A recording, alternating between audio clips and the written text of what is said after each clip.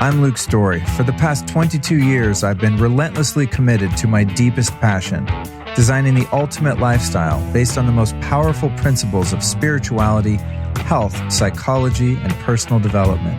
The Life Stylist Podcast is a show dedicated to sharing my discoveries and the experts behind them with you.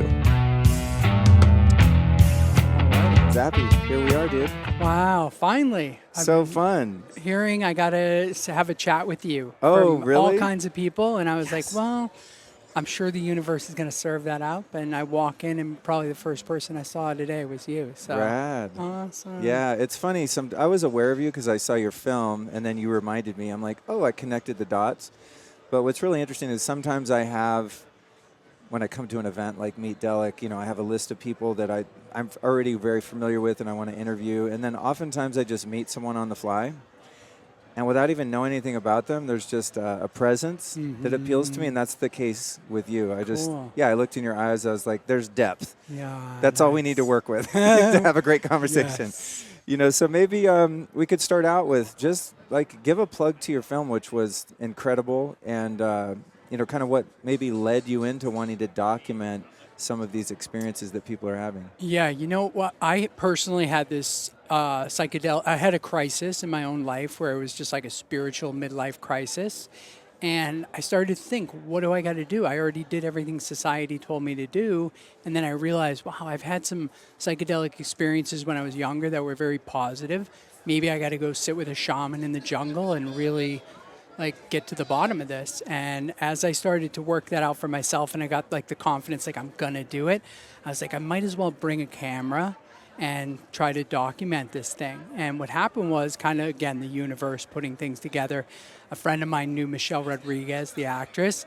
And as I said, we were going to go down to Peru and sit with shaman. He said, let's go to Michelle's house and tell her what we're doing. And we went and we talked and she pulled her passport out of the drawer and she's like, here, I'm in, and hands me her passport. I'm like, oh my God, this is happening. I was like, that is it, And so I got the idea that I was going to go sit with a shaman and try to go inside myself with more intent than I had earlier when I did psychedelics, just, recreationally and having a good time as a youth. So that was really my first experience where I went into the jungle, sat with a shaman, and I kind of knew that if I could bring that footage back and share it with other people, it was going to be beneficial and probably even help myself even more than just if I went down there alone and sat individually with a shaman. And so after that happened, I had this ayahuasca experience. I was just like, that's it. My life's totally changed. I got to dedicate myself to getting other people to have this experience.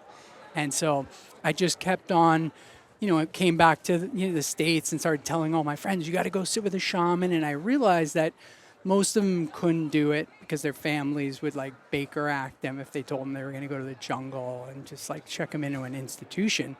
So I kept thinking, how do I find a Western medicine approach? And I found ketamine about 6 years ago, and I had the experience myself. And all of a sudden, I was sitting in present moment awareness, like I was back in the jungle with the shaman. And I came out of it, I was like, wow, this is the Western society way that people are going to go inside their minds in a way that they can handle. And so, that led me to, as I was showing my movie around the country, somebody came up to me afterwards and said, hey, I'm friends with Lamar Odom, the basketball player, Kardashian. I just saw your movie and I think the guy needs plant medicine. And so I started talking to him and he said, well, I've never had a psychedelic experience. I've always been told, stay away from that you could go crazy.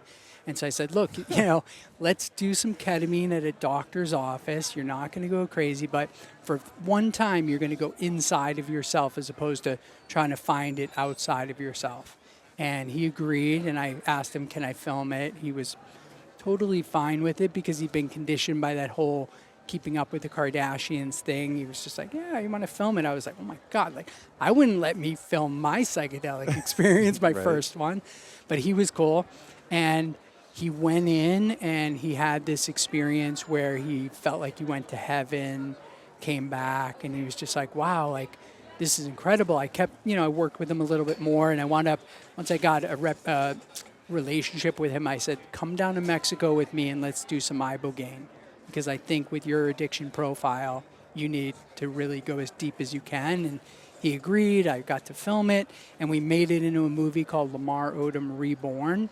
We're talking to some networks now, but I think it's going to be kind of that crossover film where people see Lamar, and because they kind of feel like they know him, they see him go his arc of the character in the movie. You get to see him progressing, and they go, wow, I knew him, I know him, he's better. And so I just think, like, when people see this movie and see his progress and just see his shift, his energy shift, it's going to bring all these people to ketamine and to psychedelics as, you know, a potential different way to deal with what we're dealing with here. Wow, Yeah. so cool. When I went to Costa Rica the first time to do ayahuasca, I did kind of an immersive journalism thing. I did, I think, 4 interviews during the week, and then I, obviously didn't document anything when I was on medicine. Mm-hmm. It's pretty awkward Yeah. for a number of reasons, mainly because of other people around, and I'm like so glad I didn't try and do that, because it would have kind of interrupted the experience. But I've gone back, and so I put out a bunch of podcasts about it, but I've gone back and listened to some of those things, and even, and this is not to, patting myself on the back, but listening to some of the days in between, kind of my trip reports, I'm like, oh my God, that changed the whole course of my life. So the next day I'd be, last night I was, really taking a deeper look at my childhood trauma and, whatever the things were. And I didn't even realize what an impact it had on me till a couple years later.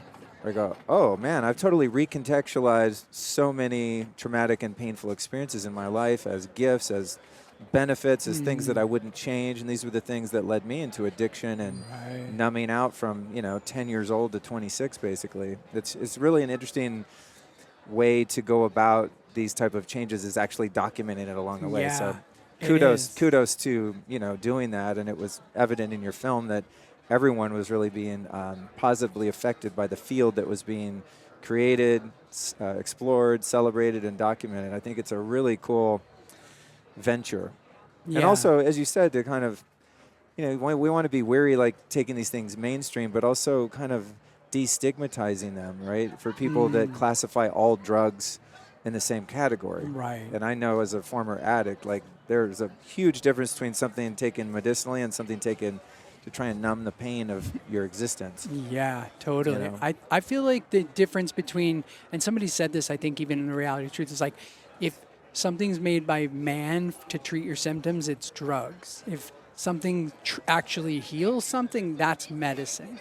And I think that really is the distinction, and we have to normalize, like you're saying, in society. And that's what I hope these films can do, is just normalize ibogaine, ketamine, ayahuasca, and these things. Because what I love is, like, what's really interesting right now is that the ketamine, people are coming in there for depression and anxiety. They're not coming to, like, have enlightenment, and become enlightened. So they come in, I'm depressed, and then they come out, they're just like, wow, like, oh my God, I'm not suicidal. I got so much to live for. So this is so interesting, and I think when you get in that present moment awareness state that you get in with these medicines, where it's like no future, no past, just right now, and you can do so much work in there. Yeah. To me, that's like the whole benefit. And I think it's like a Trojan horse. It's like, yeah, come on in. You're depressed. Yeah, come on in. And then they sit down and they're like, oh my God, I'm a different human being. you know? Because someone might think that they're depressed from the outward circumstances of their life, right? It's,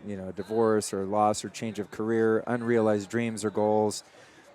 But as many of us have learned, I'm sure you share this too, that oftentimes things like anxiety and depression are just a symptom of some deep underlying wound, a core wound or some trauma that's manifesting as kind of a mild PTSD in these other ways. And so, you want just symptomatic relief in that moment, and you go in and you go, oh, there's so much more there, And something to your point, maybe you could speak to the ability that these experiences provide for us to work outside of space and time in that quantum realm. I think that's something that's become very prevalent and obvious to me in, a 3 to 12 hour experience.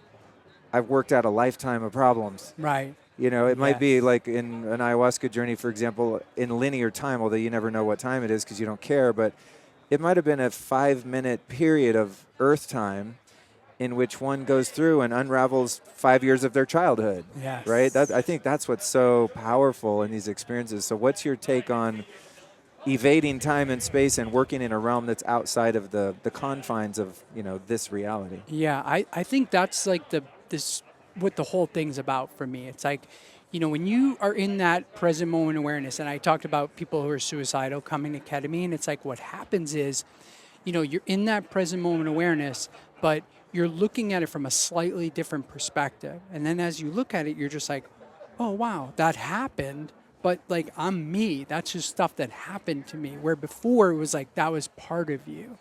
And I just see that, like, you know, not only is time stopped, but you know, like you said, in there could be like this kernel that's in there. That's like the thing you needed is in that experience. And I had this, I described part of it in the Reality of Truth, where I said that, you know, I had this experience where I asked this question about why do bad things happen? And I was like pulled out to the edge of the universe. And I was sitting there with like God, as God would look at the universe. And I was looking at it, it was so beautiful. And then the first time the ayahuasca voice spoke to me as a voice, and it said, do you see that? It's perfectly balanced.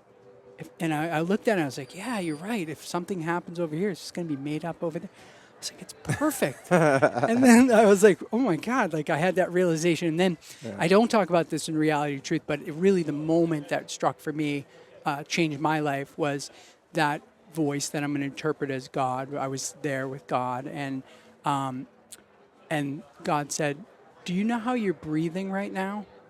And I thought about it, and I was like, no, I don't know how I'm breathing. And it said, you're growing your hair. Do you know how you're doing it? And I was like, no, I don't. And it said, if you don't know how you're breathing, what makes you think I need your help? And I was like, wow, you're right. Like, I can't get all upset because people aren't listening and they're fighting. It's like, I don't even know how I'm breathing. If I don't do that for 2 minutes, I die. And I have no idea. Like, it was a total release. In that moment, It changed my life. I was just like, whatever. It's a miracle, and I'm just going to live in that. It's a miracle. And I think nowadays my philosophy, if I had one, is that we're living this incredible miracle. Everything about, not, you know, the sun's 93 million miles away, so we can have an atmosphere. I'm talking on the phone to somebody in China in real time. It's like, if you showed somebody 200 years ago that, they would think you were a wizard. You know, they'd be like, oh my God. But to us, we're so jaded. It's just like, whatever, it's my phone and life sucks, you know? But it's so miraculous. And these psychedelics, they connect you back to that miracle.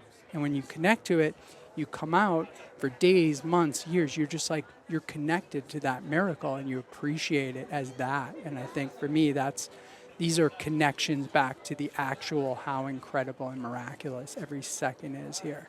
There's so much in there. I love that you used the fact that we're not breathing, but we're being breathed, right? Mm-hmm. I remember working with guys in recovery, and I never really had a problem with the idea of a higher power. Now, surrendering my whole existence to a higher power, is one thing, but to consider that, okay, there's something bigger than me that's at play here. But many people come into recovery with, just such a impermeable ego and intellect, and just living in that survival, fight or flight state for so long, that the idea that there's a God or a supreme being or intelligence is a real stretch for them.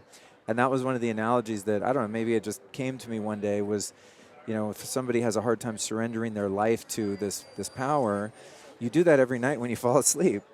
I mean, who's breathing you? Where does that life come from in the body that you are? Let's just say you weren't even a soul inhabiting a body or co-interacting with the body, but let's just say you actually are a body, and when your body dies, you're dead.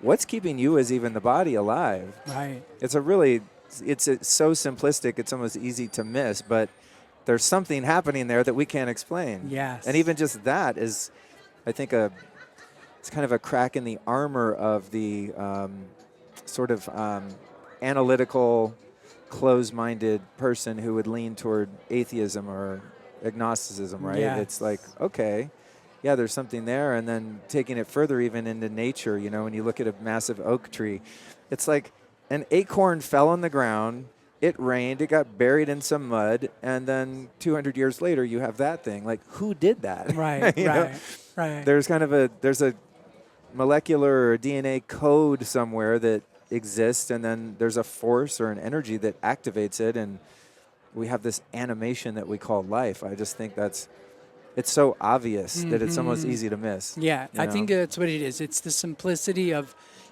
it's so incredible that we take it as not that great, And so I had this experience I talk about in The Reality Truth where when I was coming out of the trip, and it was several hours later, what was incredible is that we were about 13 of us, including the shaman and his assistant.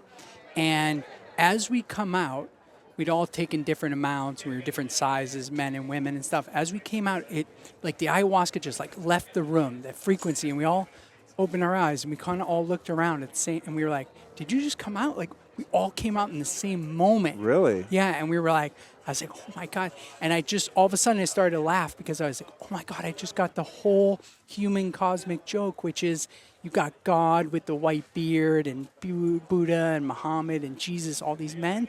And the voice I heard was a woman. And I was like, oh my God, that changes everything. I'm not tied to a religion, but I believe there's something very miraculous going on. But to hear a woman's voice and to realize, wow, every time now that I hear somebody say he, the father, it's like, no, your entire human written book is based on the wrong thing. And it's like the base unit things are not right. And I think that's so tricky. It's like meditation. They're like, it's so simple that it's hard. Yeah. And this concept of intelligence in the universe is so obvious that you want to say, well, maybe there's not. Maybe this is just, there was nothing and then a disturbance and then everything came out of that. And now we have, cell phones, no, absolutely not.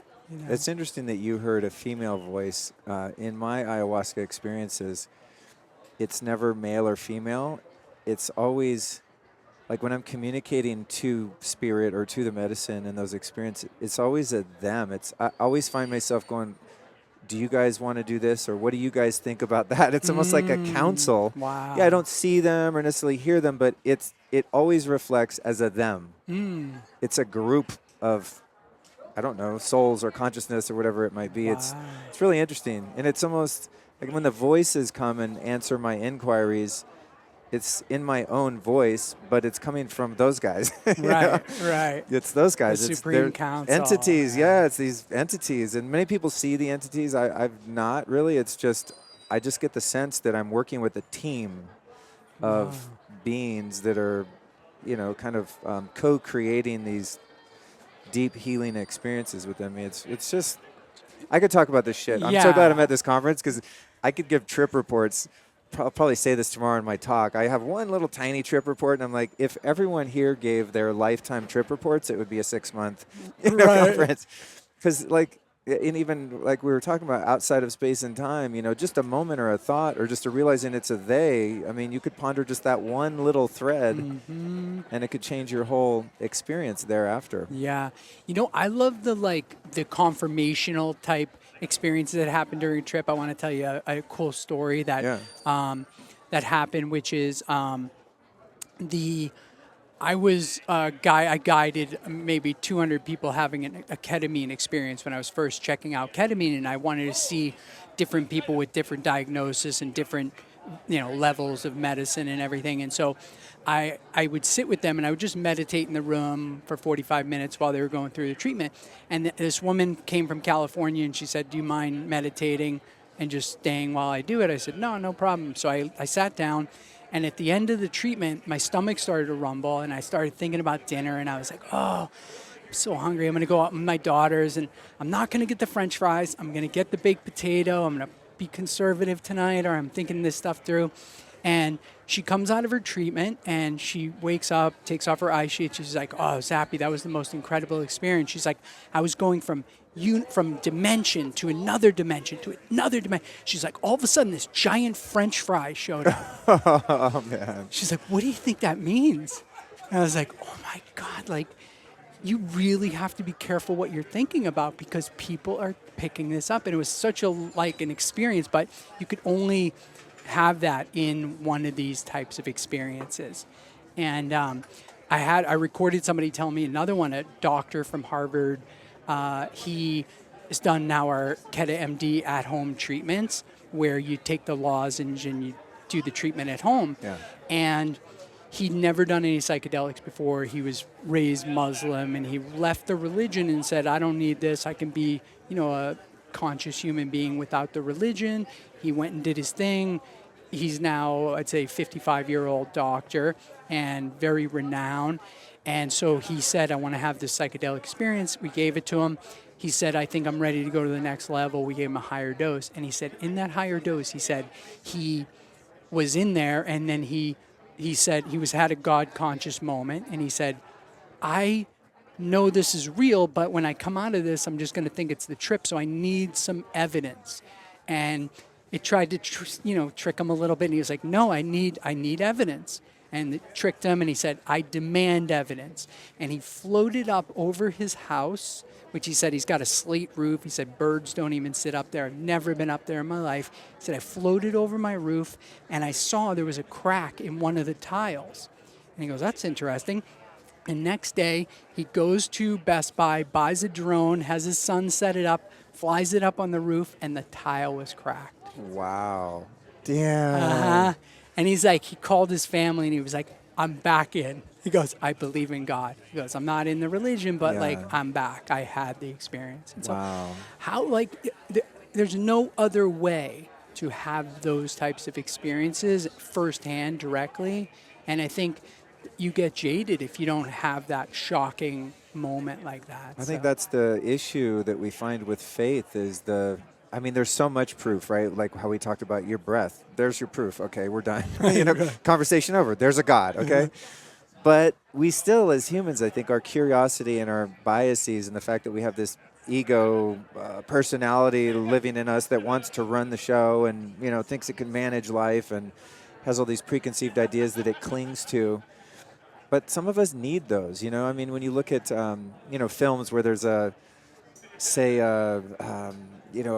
priest or a rabbi that's going through a challenge in their faith, right? They're doubting their faith and they're going, God, just show me a sign. And then, the lightning hits and then they're a believer. I think fundamentally humans, we just do need some anchor that helps us to see unequivocally that there's something greater there. I got a good one for you. Yeah. Maybe we'll do some trip reports. No. Nice. I got a good one. Actually, there's a couple, but this one was really interesting. The first time I went and did ayahuasca, there was 4. First 3 nights, just incredible, endless realizations and deep healing. The 4th night, it was a different medicine from Colombia. Because, each night they kind of served a different brew from a different tradition. And I had what is called a nada, like nothing happened. I just felt sick. I laid there. It was really challenging because I had to just deal with the physical discomfort without actually being taken on a ride. But at some point, I kind of dozed off for a minute and had kind of a daydream. I wasn't really under the medicine, no visuals or anything like that. But I had this brief vision wherein I was approaching a hospital, and I opened the door, and I went down a hall and opened another door, and there was my mom giving birth to me. And I come out, little infant, and she, put me on her chest, and she was crying, and she was so ecstatic. And then the nurses in the white smocks came and just grabbed me away from my mom and took me down the hall and just put me in a room by myself. And it was this kind of that didn't feel good, but I didn't really know what to make of it. And I was like, that was weird, because, again, I wasn't in a medicine experience, so I thought. Mm-hmm. So the next day I text my mom. I said, hey, I'm in Costa Rica doing ayahuasca. She probably doesn't even know what it is, but I'm like, here it is. And I said, then I had this vision. I explained that to her.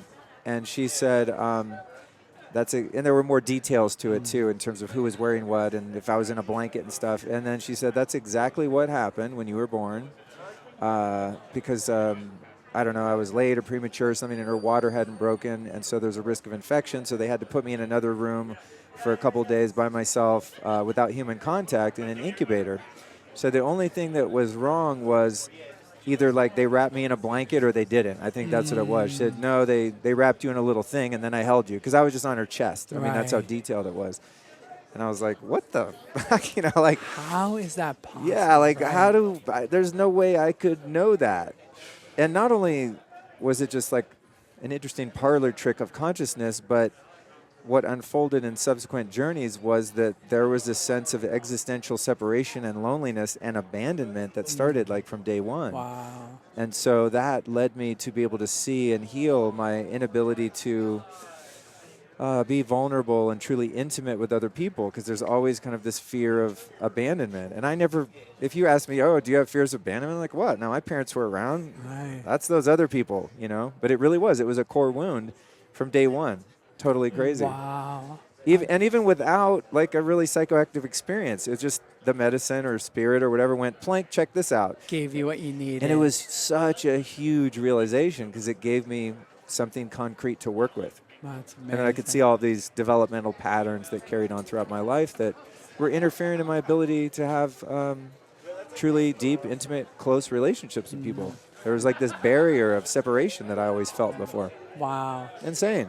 That one experience, you know, it's like, you know, in the Lamar Odom Reborn movie, he had this experience where his mother passed away at 12 years old of cancer, and then he had a son, 6 months old, who passed away, like infant crib death, and he was like never had even processed that trauma. He just kept on going and going and going. And he said that in his ibogaine experience, he got to hear his mother's voice for the first time in like 30 years. Wow. And he was like, oh my God, just hearing her voice was life-changing. And then he saw his son at the age that he died, and then he saw him grow to be like 8 or 9 years old. And he grew to see him to be a teenager as he would be today. And he's like, I got to spend time with my kid. Like, he's like that's it. Like, that could change your whole life, you know? And who hasn't had somebody who passed away to be able to reconnect in a deeper way with that is like, I don't know. I think this, I mean, thank God for this event and culture, almost like the pandemic put this spotlight on mental health to the point where everybody's like, okay, what are we doing that's different now? You know? Yeah. Well, I think that's another interesting piece with this type of work is that it's not only that you're able to get a new lens on some of these experiences that shape your life and often negatively, but in my experience, it's like the seeing it and experiencing it again, as terrifying and painful as that might be, also heals it. Yeah. I mean, for me, that's how it's been. You know, I mean, I've gone into some dark, dark crevices of trauma and just, oh my God, just to the core of the core of the core of the wound. You know, the little boy, little Luke, hurt, abandoned, abused. I mean, just the gnarly shit that I spent my whole life running from. And in medicine, it's always like there's a question that will come. It'll be like, Luke, do you want to lean into this? And I'm like, oh, not really. Put on my eye mask or, you know, whatever the situation calls for. And I'll take a break sometimes. I go, okay, let's go. We're going in. And we go into that, the deep shit, you know? And I wouldn't say it's painful, but oftentimes those feelings are re-experienced, but it's just seeing like what really happened and then the threads of how it got built into the fabric of my life experience and who I am then come out and it's like it's gone. Right. And I can actually talk about some of those things and there's no emotional like an tether. Electrical connection. Yeah, yes. There's no spark. There's no tether to them. It's as if they had happened to someone else almost. Yeah, no, I love that. And I think the ketamine's amazing at this. You know, they say that the ketamine, new science, this was in Nature magazine, they say you have this default mode network in your brain, and there's this mechanism in there called your lateral habenula, which is recording all the stress you've ever had in your whole life. When it becomes too much, there's a tipping point, and your brain goes into burst mode. And burst mode, it shuts off all your dopamine production. So that's your happiness, your motivation. And the first time you do medical ketamine, it takes the brain out of burst mode. You immediately start getting the dopamine back. So we have people call us at KetMD the next day, the husband or the wife, and they're like, oh my God, he just cleaned the garage. He said he was going to do that for 5 years. You know, like whatever you're doing, keep doing it. And it's just like they got their dopamine back. And there's a lot of people walking around going, I have, I don't care about anything. It's like, dude, I think you're in burst mode, And I like that term, burst mode. I relate to that. yeah, and so that thing can be affected, and what, the science on the ketamine beyond that is every time you do it, when it metabolizes, it turns into this hydroxynorketamine, and it grows new neural pathways in your brain. I've heard that. That's legit? Yeah, that's legit. And it explains like why you could have these hereditary patterns running, like I'm a failure, nobody loves me, like you're just patterning. And those patterns might be yours, or they might be your ancestors and your DNA, fear patterns.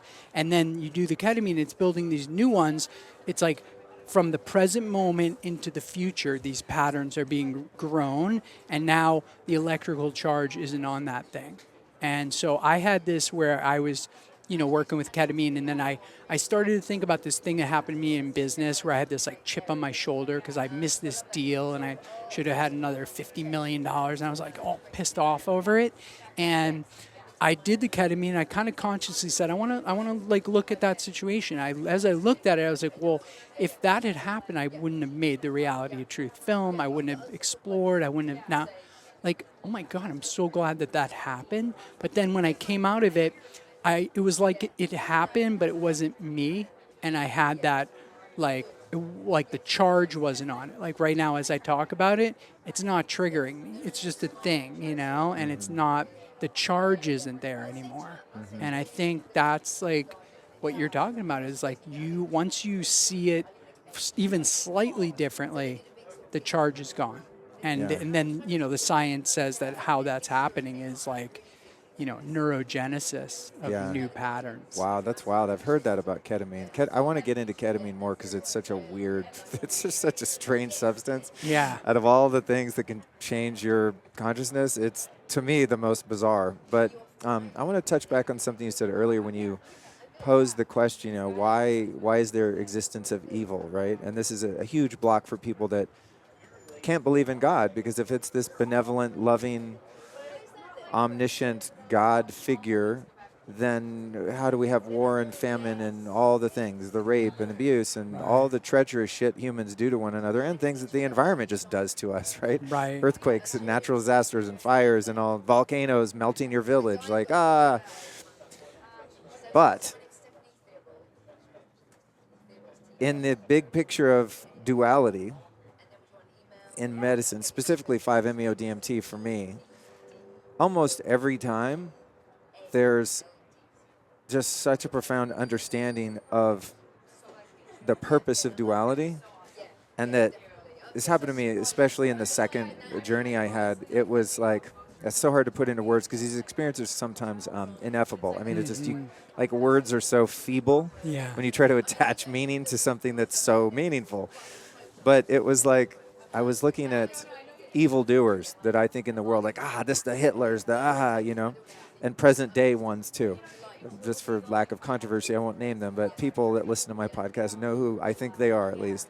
But it was like seeing that each villain is playing their role perfectly. Mm-hmm. It's the perfect villain. Right. Like that sense of balance that you're talking about, and that in order for God to manifest and experience itself in the full spectrum, you have to have duality, because otherwise there's nothing there. It's just the allness, if that makes sense. So that is like in 5-MeO, it's like different than in ketamine, where I've hit the void, where it's just emptiness and there's nothing, which is, there's some real, there's some grist in there to work with too, but past the void, there's the everythingness.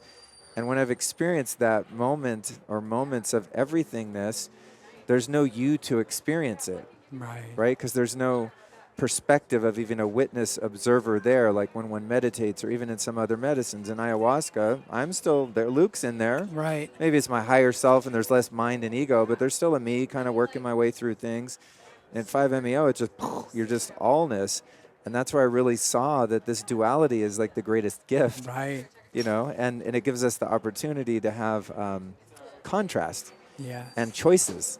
for our own soul's evolution. Yeah. Because if it was just all love and light and unicorns and rainbows, there'd be no reason to incarnate and like work your way through this stuff and keep elevating your soul. That's so well said. I mean, I think it's like we have this program, like we're a scanning mechanism. Our humans, we're scanning for danger and everything, and that's all we're doing. It's like this filter of being a human. And when you, in 5-MeO or in ketamine, it's like when you step out of your human filter, all of a sudden you're like, oh, maybe, it doesn't matter. Like maybe, there is a God, but God just like released this beautiful balanced thing into perpetuity in a Fibonacci sequence. It's not like going, oh, Zappy wants the Patriots to win. Now, let me change the game. It's like, no, this is like you build it like an ant farm, and you're a kid and you bake the ant farm and then you watch it and then you grow and they lay eggs and you're like looking at it like just wow. And I almost feel like this thing was set into motion and now we have like manifested ourselves into this physical reality because we want to experience love and hate and chocolate and all these things. And it's beautiful. Like for some reason we manifest it, but we have this human filter all the time doing its thing. And so if you can transcend the human filter, I almost think that that's like the point of the whole game that we're in. Exactly. Yeah, because we're also meaning-making machines, right? And we're also, because of that human filter and wanting to find our proprioception in space and time and with other people and fulfilling the needs of the body, it's like we're wired to judge every single thing that we experience as safe, not safe, safe, not safe. I get that, don't want that, want this, want that, attraction, aversion. I mean, it's just like just constantly avoiding or going toward, avoiding, going toward. It's like, it's crazy. It's crazy, but it's also like beautiful and it's how we're designed, you know? But like you said, in those experiences, when the opinionated one is absent, even for a short period, when the opinionated one, being the observer that we are, comes back in, there's less like attachment to the whole game. I think that's what's been amazing for me in the past 2 years of this craziness in the world. I mean, not to say that it hasn't bothered me, and I'm sure my stress levels are higher to a degree, but kind of not. I'm kind of just living my life and wish everyone the best, and I'm not taking it all too seriously because there have been moments where I see this is a fucking game. Yeah. This is a soul school. And this is the game, and the game is ascension, and the game is surrendering our opinions and judgments and attachments and merging with love. Yes. If I'm going toward love, I'm winning. If I'm not, I'm stuck. Yeah. And like, I'm almost feeling like for me, I used to think, well, love is everything, like you got it. And I'm like, well, maybe not. Like, I'm sure Hitler loved his dog and I'm sure he loved his mother, whatever. So that's not it. He probably loved his bloodline. Yeah. Really, you know, I mean. So I feel like beyond love is gratitude. And if you can get yourself in a state of gratitude every day or in a moment and be like, what am I grateful about? And you start to count up what you're grateful about, all that changes everything right there. If I had just been going, I love everybody, no, maybe I don't, in that moment. But gratitude, I start to do the, book check on what I'm grateful for. All of a sudden, like I open up like this little bit of space for real miracles to happen. And I just think, right now we have so much technology and information coming at us. It's really intense. I don't even think our brains are ready to handle this. And so ketamine to me, for example, feels like it's here to like kind of do a quantum leap of our processing power to be able to handle and mute out things that we can't handle.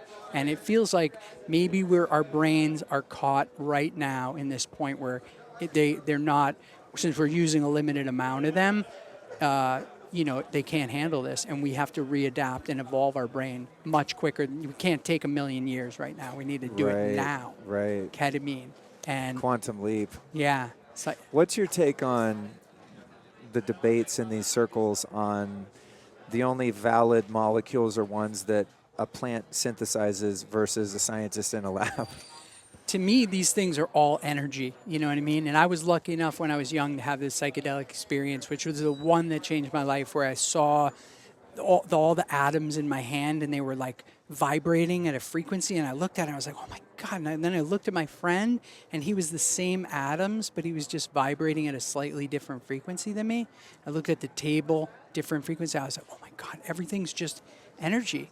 And so then when I think about ayahuasca from a plant or ketamine or MDMA, it's like they're just energies. And you put it inside your energy and you have to synthesize it. So there's no difference between them. They're just different frequency vibrations. And so the reason I'm like going for it really hard right now and trying to support ways to go inside yourself is that I am a bit concerned right now because if you listen to futurists like Ray Kurzweil, he's saying that in 2040, we're going to be in singularity where we're connected to the internet with all the information in the cloud and AI running all of these programs to figure out what the best thing to do. He said when that happens in 2040, which isn't a long time from now, people are going to be 1 billion times more intelligent than they are right now. So that means that a high school kid who gets pissed off is going to be able to blow up the world, to create some sonic boom to ruin. So we're going to have every single person's going to have the ability to destroy everything. So we have to right now raise consciousness so that when we have that power, people don't use it incorrectly. And I think the psychedelics, what they're doing is they're allowing you to go beyond your humanness, raise your empathy, and then you're part of that collective that if we get enough people raised, we could solve any problem we have as humans, and we can also avoid what's absolutely coming in 2040. And so that's wild. We can't wait for 2040 to get this out. We got to do it now. The high tide raises all the ships. Yeah. Yeah, I agree. Wow, that's a terrifying thought. I mean, I'm a naturalist. I'm like, I'd run around naked and barefoot every day if I could not get arrested. So the idea of, and I use technology and I appreciate it as a tool, but man, like the further we drift from nature, to me, the further we get away from, we are nature. We got this fake plant here, I had that in a psilocybin journey. I was out in a creek. I was like on my hands and knees eating watercress and mint out of this creek. And my friends were like, what are you doing, Luke? You okay? I said, yeah, man, it's all salad. And I was in there eating this salad out of the creek with dirt on it and everything. And I was like, man, God, it feels so good to be in nature. And then the voice said, Luke, you're not in nature. You are nature. Wow. Boom. Totally different experience from that moment on. Right. It's not like, oh, I'm going to go out and recreate in the park. It's like, no, I am the park. Right. That's it. Just a completely different kind of interaction there, rather than like, oh, I'm an outsider here. I'm playing with this world we call nature. No, I'm actually in it. Yeah. But anyway, back to the ketamine. As I said, this stuff to me is so strange because it's widely known to help people overcome addictions. Yep. It's being used in that context in many ways. Yet at the same time, out of all of these substances, entheogens, psychedelics, whatever we call them, it seems to be, as far as I know, the only one that has some risk or maybe a lot of risk for abuse. I was talking to someone the other day in Austin, and I was telling him, I have ketamine. I take a tiny dose every once in a while, and I'll listen to Alan Watts and just kind of fade off to sleep. Not a big deal, not too deep, but just if I can't sleep or something like that, just not even recreationally, but medicinally, but in very small doses. And I said, but I just forget about it. It's in my drawer. I've had the same little box of lozenges for, I think, over maybe a year and a half. Right. And there's only 8 of them in there. I'm not even done with them, Right. And some people would take a whole one. Right. They're like 300 milligrams. A lot of people around Austin have these, the nasal sprays, and they take it out to parties and dinner and club, and they're just hitting ketamine all the time. And I'm like, ew, gross. I'm not judging them. I'm just like, oh, I would not like that feeling. Right. So I just want to have an eye mask and something thoughtful to listen to and just go within. What's the addiction risk profile with ketamine? I mean, it's a good question. A lot of club kids use it and stuff. Yeah. That's when I first heard about it. It was like a raver drug, and then I did it, and I was like, how do you walk on this shit? Right. No, I dance on it, and it's not even happening. People always say, well, ketamine, that's like made in a lab. And I'm like, no, actually, that's some salts and some minerals that they put together and they process, and this new ketamine crystal comes out. It's like, it seems as natural as more, so it is natural in that it is an element that we're taking from the earth and a frequency vibration that we're taking. But the problem with the ketamine is when you use it nasally, it hits opiate receptors in the brain that go through the nose. Really? Yeah. That's why when you take the lozenge or you do the IV, there's no risk of abuse. I've had a doctor, Dr. Brooks in New York, he's done over 60,000 infusions. He's like, no one's ever come in here for depression, done the treatment, and become addicted. No. Wow. He's like, but if somebody's abusing drugs and you give them a bottle of ketamine, they're going to use the whole thing. But, I think we're getting where the science now is starting to be a really cool part of psychedelics. I'm involved with a company called Psycheceutical right now. It's like the best of psychedelics and the best of pharmaceuticals. And what we have is patented delivery systems that allow you to deliver something so it doesn't go into the bloodstream where all the systemic effects happen, like nausea and even the hallucinations. Most of that stuff is systemic, side effects. So if you can deliver this where it goes directly into the nerve tissue in the brain or directly through the blood-brain barrier, you don't have the chance for abuse, really, and you're just getting the benefit. So what is cool is that as we make these compounds safer and more effective, so you take less but you get more benefit, this is just going to become normalized. It's going to be like, fluoride in the water. It's like, who said that was good? It's not. We know now that it calcifies your pineal gland. Yeah. And I found with the ketamine, the frequency of the ketamine, it's such a high vibration that it's almost like it's shaking out the calcification off of those crystals in your pineal gland. And you come out and you're just like, wow, I'm refreshed. And I just think, that is the thing that we have to break through, which is stigma, where usually I say ketamine and people go, isn't that a horse tranquilizer? I'm like, yeah, you can tranquilize an animal. It's also the #1 anesthetic used by oral surgeons on children because it's so safe, doesn't affect your breathing, wears off quickly. So, if you want to say that a knife is like a murdering device, then yeah, you can say that, but it's not like what it's about. So we just have to recast these things, including, LSD. Everybody, I wouldn't do that. That's chemicals. I'm like, no, actually, that's, a bacteria that grows on a rye seed that we've just synthesized. It's not chemicals. We just have to, there's no information really. And I think, in 1971, when they did they made all psychedelics basically illegal, they said, we have to study this for safety. Everybody can conclude it was like Vietnam War. They wanted people to just do what they were telling them, and psychedelics were going to run against that. But they said, we don't know if it's safe. We're going to have to study it. Well, now we're 50 years later. Millions of people have done it, many with great effect. So it's like we as humans now have to step up and say, wait a minute, we're in a mental health crisis right now. Suicide, addiction, depression. We're coming out of a pandemic with PTSD.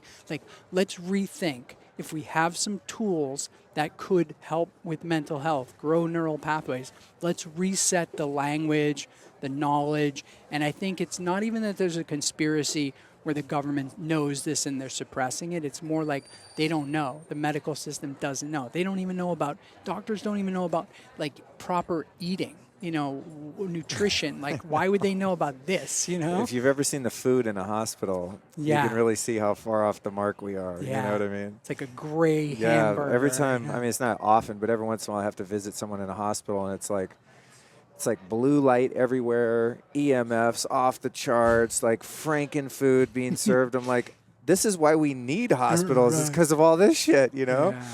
There's a hot spring. I'm a hot spring aficionado, fanatic.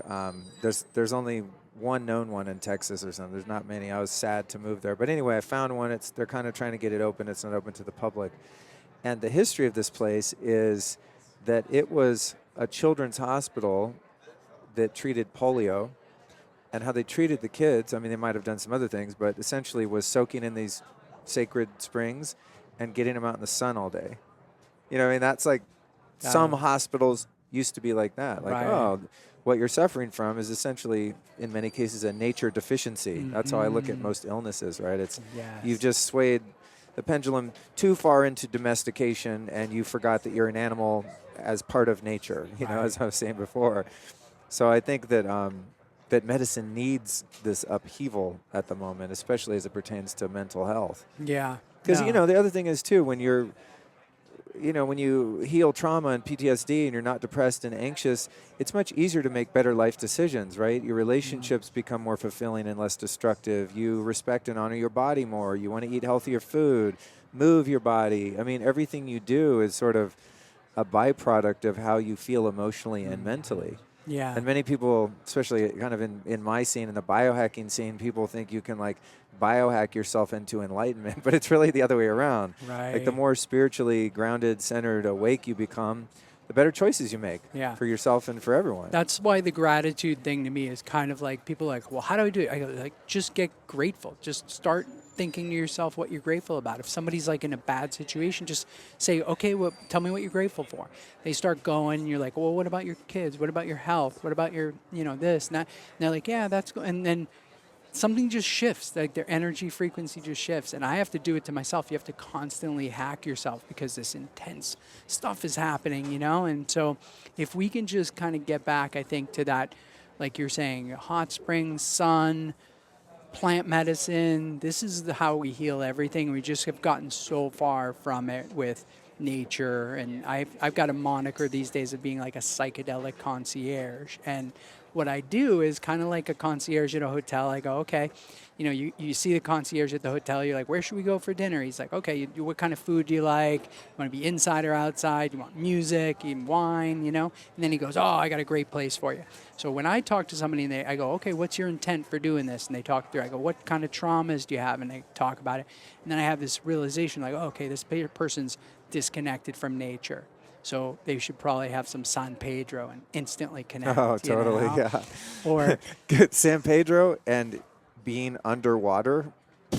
I mean, wow, life-changing. Just one time for me. Just big couple doses of San Pedro. Went in the pool and was just like, oh, I have a body. It's like, this body feels good in this wet stuff. It's like I'd never seen water or touched it in my life. It's like I was an alien from a planet with no water, and you just put me in a pool here. I was just like, oh my God. And, it's like, well, people could say, so what? Well, it's that gratitude and appreciation. I think, hopefully, every time I get in water from that day forward, I'll be like, yes, wow, how amazing that we've been given this substance here, so abundant, and it's where all life springs forth from. And sometimes it is just those little hints that we get along the way, and they change everything. In your gratitude practice, I think what strikes me about that, because it's something you hear a lot, like, oh, write a gratitude list, and it's like it seems kind of simplistic to someone who's like, no, I already do that, give me the big thing.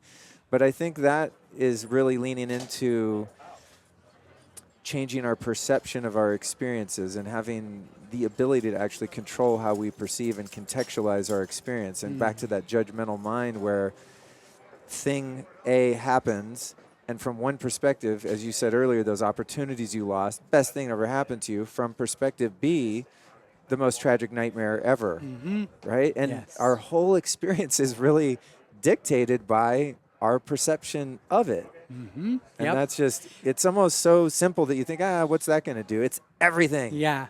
And I didn't realize it till I got older, and now I'm in this position where I have kids and stuff like that. And I got older and I was like, I look back in my life and I was like, you know what? The things that I thought were the worst thing ever have turned out to be the best. And the things that I thought were so great, they're not even around anymore. So I was like, I have to reshift. Like, I can never go, that's good or that's bad. I have to think like, there's multiple things here, but the universe is conspiring in some kind of a way to make this into what I need it to be. And I just think that's like so amazing. It's like, never say, oh, that's bad, because from, like you said, one frame of reference, it's horrible, and another, it's the best thing ever. But until time plays out, you can't see that pattern.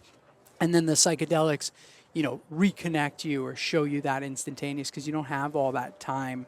You shouldn't wait 50 years to realize that, maybe what you perceive isn't what it is. You're 70 years old and you're like, I guess I should forgive my brother who stole my wife when we were 20 now. You know what I mean? It's like, I think part of the game that's fun for me is in the midst of an experience that's not pleasing and uncomfortable, and I'm tempted to view it as like, oh, things aren't going my way or this shit sucks, is like, how fast can I recontextualize it in the moment rather than having to wait till even next week? Like, oh, okay, I see why I missed the flight. Right. If I had missed the flight, da-da-da-da. It's like, what if just right now we could do that? The building catches on fire and you go to safety and, oh, this is the worst thing ever happened. What if right now we could just go, oh, no, let's just see. Yes. Let's see. Yeah, let's see. Let's stay open, right? Yeah. I have this thing where, like, you know, in Florida, where I'm living now in Miami, there's all these trains that go by, and you get stuck at these trains, and you see people in their car, they're all pissed off and everything. And a long time ago, I was like, I love the Grateful Dead music, and I'm like, okay, anytime a train comes, I'm going to turn on the Grateful Dead. If I have a joint, I'm going to smoke, and I'm just going to be like, yes, this is like great time. Like, I'm getting this moment, you know? Yeah. And so just like those types of things where you connect that this thing that is aggravating everybody else, you're in total nirvana. You're just like, yes, the train, you know? The people next to you are like, who's that freak with the blunt? Right. I've been doing this too in Texas. I live kind of in the suburbs outside of Austin, and weirdly enough, they like defunded the police in downtown where you actually need them when there's crime. There's plenty of police where I live. There's speed traps everywhere, and I'm not used to that. In LA, I mean, you can drive down the road like shooting guns out of your car. You'd never get pulled over. So I was like, God, this place sucks. It's so annoying. And then I started doing that. So now I have to use cruise control in all these different areas where I drive to stay at the limit, because even 10 over, they'll pull you over. And I was really fighting with it, and then realized I was fighting with it. And I thought, you know what? What if I just like use that cruise control moment when I see the sign and I'm like, cruise control, to just not only slow the car down, but just slow everything down. So I'm turned it into kind of a meditative process where I just slow it all down. Yeah. You know, because it's like, I can't change the outward reality, but I can change my opinion of it. It's like Shakespeare said, one of my favorite quotes, there's no such thing as good or bad, only thinking makes it so. Like, your whole life is literally created right here. Yeah. It's insane. Yeah. So. And these days, you know, if you look at like your brain on psilocybin under an MRI, you can see that there's activity in the pineal gland there, extra activity. You look at LSD, there's a bunch of activity. You look at ketamine under there, I have this photo, it's like 80% of your brain is active. Really? Yeah. And it's basically like your left and your right brain dissociate, and they're able to communicate freely without your ego getting involved. And so when you just like lean into that in those experiences, and you're like, okay, I'm going to let my brain operate however it wants. I'm not going to control it. I can't control it. You have some of the most powerful experiences and visions and things like that. And I just think, like, you know, we have these movies like the Limitless movie where I want to use 80% of my brain. It's like, dude, we have it. It's called ketamine. It's lighting up 80% of your brain. Now let's use this, let's study it, and let's use this in a way that it can really help. And one of the things that I think is amazing is like ketamine it breaks suicidal ideation. And the way it does that is that when you go into it, usually when you're suicidal, you think, I either keep doing what I'm doing or I kill myself. Those are my only two choices. And you go sit in the ketamine, and all of a sudden these 10 other choices open up. And you're just like, oh, I like doing that, which could lead to that. People come out, they're like, I'm not going to kill myself. Like, this is so interesting. But how could you ever have 10 more option sets open to you when you're in this physical reality? Right. Wow, that's really interesting. What about the delivery methods you were talking about? You know, I've noticed with ketamine in particular, I've not done it with a therapist in an IV or anything. I've done sprays or lozenges. Just really, it's the only thing I've ever done by myself. I always advise, like, don't trip on your own. But because of the short duration and, you know, an ability to kind of, you know, maybe take a little and then go, I'm not really feeling it, take a little more. But I have had a couple experiences where I definitely took more than I would have liked to. Mm-hmm. And it wasn't, one time in particular, wasn't a very comfortable experience. And partly because I was alone. Yeah. Had there been a therapist there, I could have been like, hey, am I cool? And they're, yeah, you're fine. You're on ketamine. Oh, okay. Yeah. But I was by myself, and I went into like the deep, deep void. I mean, just empty gray, just gray, nothing. And it was like, it's hard to describe, of course, but I think it was non-existence, you know, and it was like facing, you don't exist. There's no house anymore. There's no Los Angeles. There's no wife. It's all gone. You're gone. This is called emptiness. Welcome, you know, and it was fucking uncomfortable. Yeah. And if I could do it again, I mean, I still derived benefit from that experience, but if I could do it again, I would have liked to have been able to titrate the dose a little bit. So what happened was I'd been doing sprays that were 150 milligrams per spray. Yeah. And then someone gave me a lozenge that was 300 milligrams. So I thought, well, 150, 300, did the math, took that. And it was like, came on super fast. And it was too much. Yeah. It was not fun. No. This is, like, you to know? your point, this is what we need. This is why I'm so excited about this psychoceutical company, because Yeah. it's like, we need, you can't just say to somebody, yeah, take these mushrooms, I don't know, a cap and a stem or something. It's like, no. We need to make these things more bioavailability and more unified. We need, if you take this, we want you to take less of the medicine but get more bioavailability, and that's what's so amazing about like this technology is like you can layer these particles in there, so you could get 100 milligrams of ketamine, then 20 minutes later another 100 milligrams, another 20 minutes, and stack this stuff, even microdose it throughout the day, and just I think it's really what psychedelics need, because to say to a doctor, well, yeah, I just take a cap and a stem, they're going to go, no way. How do you know that? And your metabolism different. We need these psychoceuticals to be like, hey, you're going to take this many milligrams, 5 minutes in, this is what's going to happen. We're gonna release some CBG an hour later for you to benefit from it, take away inflammation, any of that kind of stuff. And it's like, we need modern science to come into psychedelics right now, and that's being here at Meet Delic. It's like so exciting to feel like these businesses and these scientists and these genius people who have the experience with psychedelics, because the rest of mainstream society don't even have these experiences to bring any weight on this thing. So we need the science. And what I love kind of about the psychoceutical is other people are out there kind of like trying to patent frivolous stuff like what color eye shade should you wear during a psychedelic experience, or psilocybin mushrooms for weight loss, and I hope it works, but who knows. With psychoceutical, we're taking things that work in regular pharmaceutical and we're bringing them over to psychedelics, so we already know they work. And the idea is that if you can make it safe, we have one of the patents, we deliver the medicine directly at the base of the hairline right here, and it goes into the nerve tissue. It doesn't go into your stomach and your liver and cause all kinds of side effects. It goes directly into the nerve tissue. We can take out the psychedelic effect that way, the nausea, the dizziness, and people can literally like be walking around microdosing or having or taking a psychedelic at the back of the neck like there, and not have the psychedelic experience. So elderly, adolescents, people who are scared can now access psychedelics in a safe and effective way and get all the benefit, but without any negative side effects. That's badass. Yeah. And how far along is that process? When's that going to be, commercially available, or prescription, or however that's going to work? So the good news is it's already basically available, because as the patents exist now, and it worked, what happened was it worked in regular medicine, but they were only using it with like cancer drugs that were very expensive because of this technique. But the psychoceutical patents basically democratized it, where we can make billions of particles, all the same size, different shapes. They found out in cancer that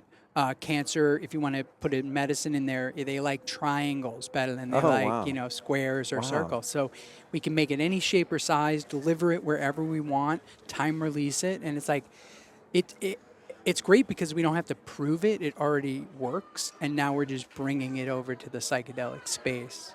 So awesome, man. Such a great time to be alive, thank you in for this doing movie.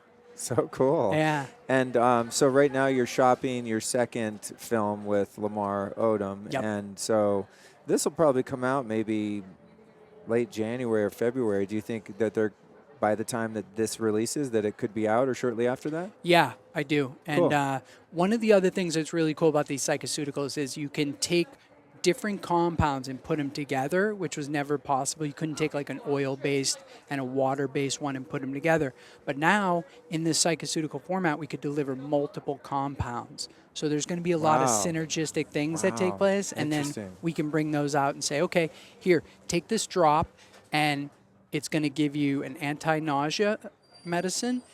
5 minutes later, we're going to release the ketamine, and then an hour later, we're going to give you some CBG without you doing anything.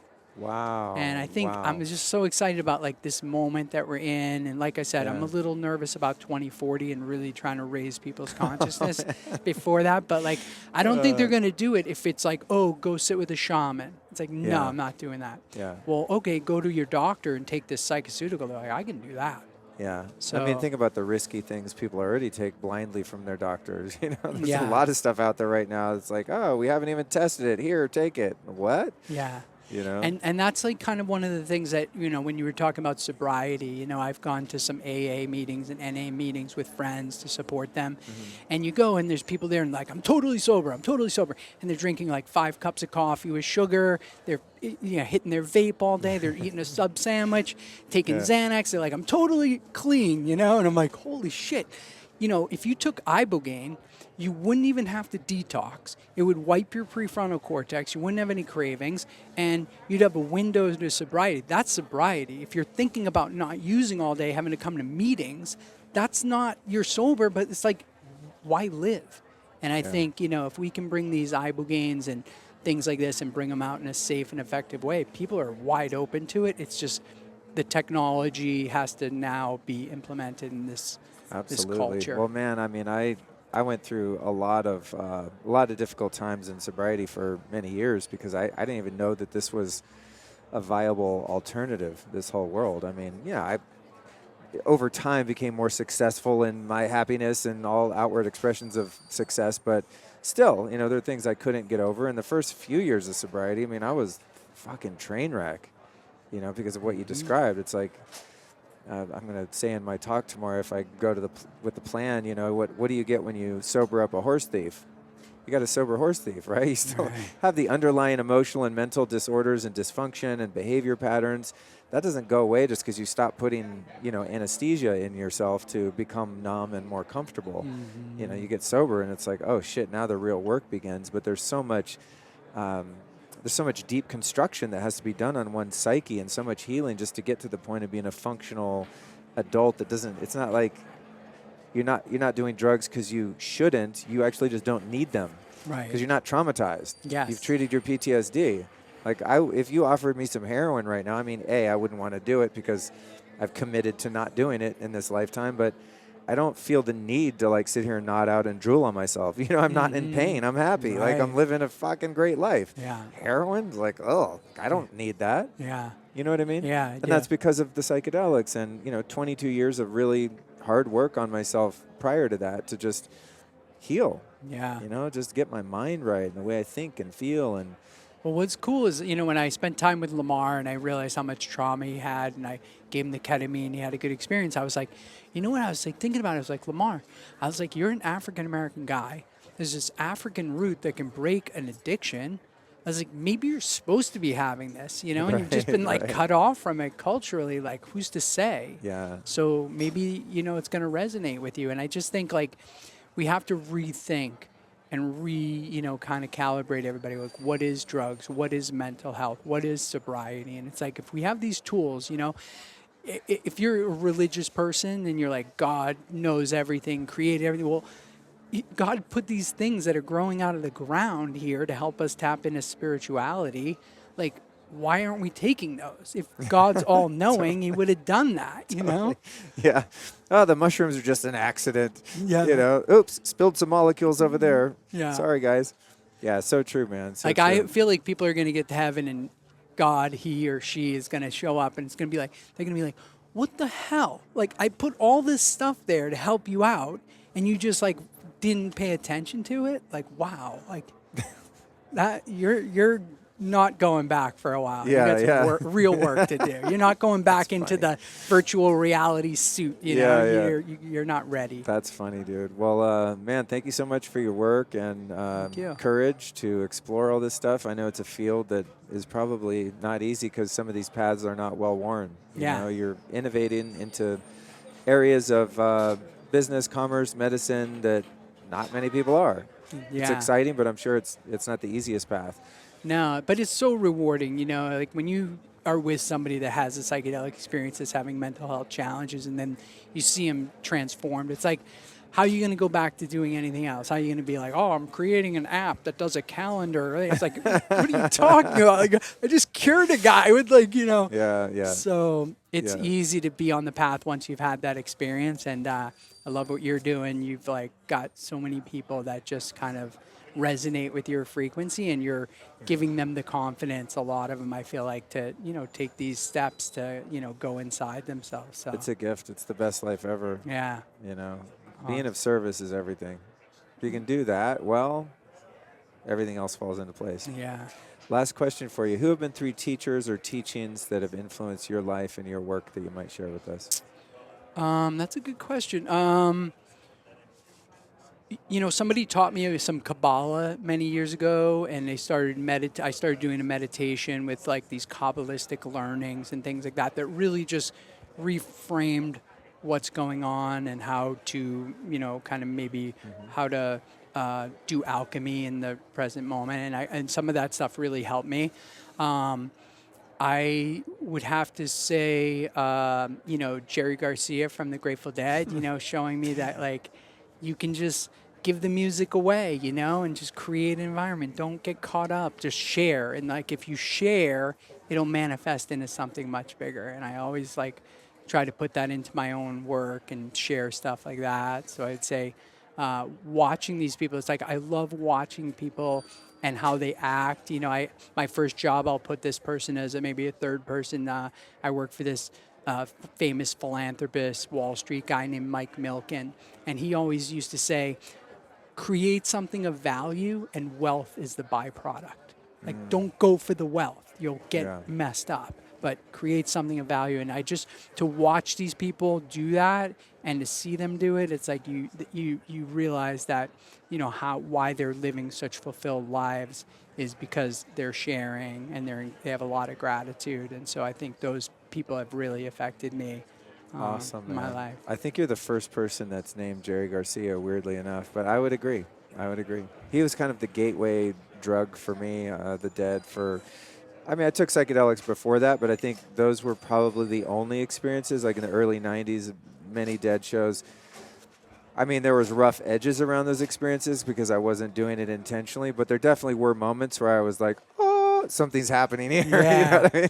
Like when the whole crowd's like in the same energy, time slowed down. Like I had some times where it's like, wow, like it's just now, you know, and that's hard to capture outside of a psychedelic experience. And have captured it in some group settings like that. Yeah, the collective consciousness and the hive mind of a group of people, you know, resonating in that frequency is powerful. It's powerful. I mean, it's no accident that people followed the Dead around for however many years they did. Yeah. All over the world, you know. That was me. Well, dude, thank you so much. Yeah. Thanks for doing what you're doing. Yeah. Really awesome. Great chat, man. Much appreciated you taking the time. Yes, you will.